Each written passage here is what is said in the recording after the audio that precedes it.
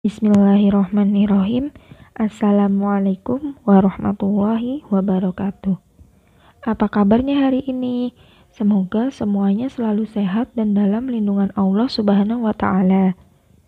Sebentar lagi kita akan memperingati peristiwa penting bagi umat Islam, yaitu peristiwa Isra Mi'raj. Peristiwa Isra Mi'raj merupakan peristiwa penting bagi umat Islam.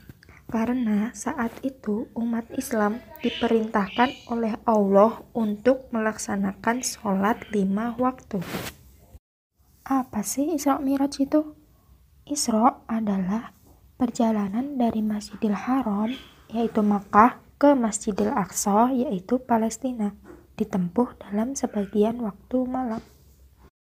Dan Mi'raj merupakan perjalanan menempuh 7 lapis langit dan bertemu para nabi terdahulu, menyaksikan isi surga dan neraka, dan berhenti di Sidratul Muntaha. Mengapa Isra Mi'raj bisa terjadi?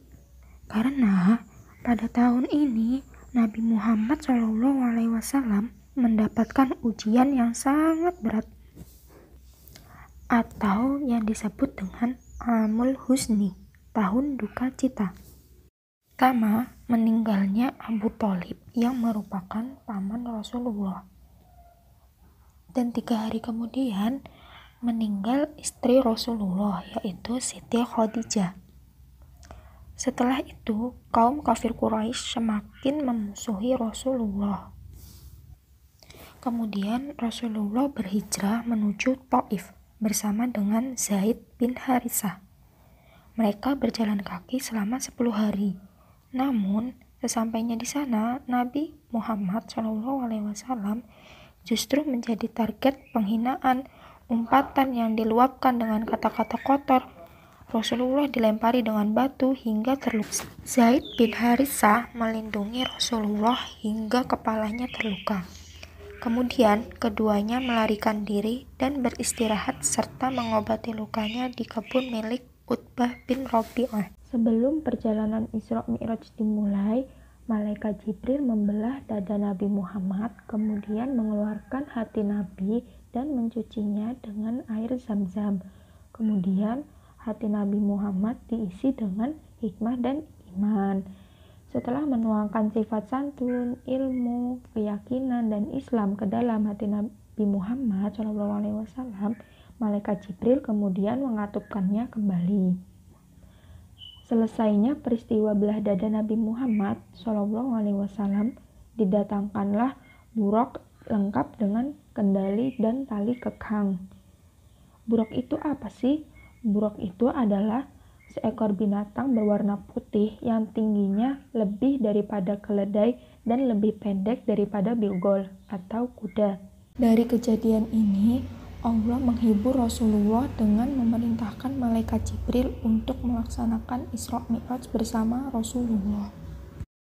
Dalam perjalanan Isra yang dimulai dari Masjidil Haram dan berhenti pada 4 tempat untuk melaksanakan sholat 2 rakaat. Tempat pertama yang disinggahi oleh Rasulullah yaitu kota Madinah. Malaikat Jibril mengatakan kepada Nabi Muhammad bahwa kota tersebut merupakan tempat Rasulullah hijrah nantinya. Tempat singgah selanjutnya yaitu Gunung Tursina. Gunung Tursina merupakan tempat di mana Nabi Musa berbicara langsung dengan Allah Subhanahu wa Ta'ala. Tempat singgah selanjutnya yaitu Baitul Lahmi. Dikatakan bahwa tempat tersebut merupakan tempat kelahiran Nabi Isa alaihi salam. Kemudian sampailah Nabi di Masjidil Aqsa. Sesampainya di Masjidil Aqsa, Nabi Muhammad SAW berangkat menuju Sidratul Muntaha dengan cara melewati langit yang berlapis-lapis dan bertemu dengan para nabi. Inilah perumpamaan langit yang dihuni oleh para nabi. Kemudian Rasulullah berada di pintu Sidratul Muntaha. Malaikat Jibril berhenti mengiringi Nabi Muhammad dan Nabi Muhammad naik seorang diri ke Sidratul Muntaha. Sebelum ini tidak ada seorang makhluk pun yang diizinkan oleh Allah untuk masuk. Hanya Rasulullah yang diizinkan oleh Allah Subhanahu wa Ta'ala untuk memasuki Sidratul Muntaha. Ketika Rasulullah naik ke Sidratul Muntaha, Rasulullah menemui banyak godaan. Di antara godaan tersebut, Nabi ditawari minuman berupa khamr dan susu. Nabi pun memilih susu yang diterjemahkan sebagai sesuatu yang bersih, suci, dan menyehatkan. Godaan selanjutnya, Rasulullah mendapat panggilan dari setan dan iblis yang dapat diterjemahkan sebagai ajakan makhluk yang dapat menyesatkan di dunia dan kekal di neraka.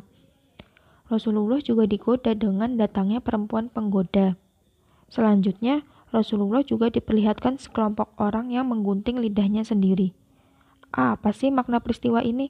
Malaikat Jibril menjawab bahwa mereka adalah ahli fitnah yang kerjanya menyuruh orang lain melakukan sesuatu, tetapi mereka tidak melakukannya.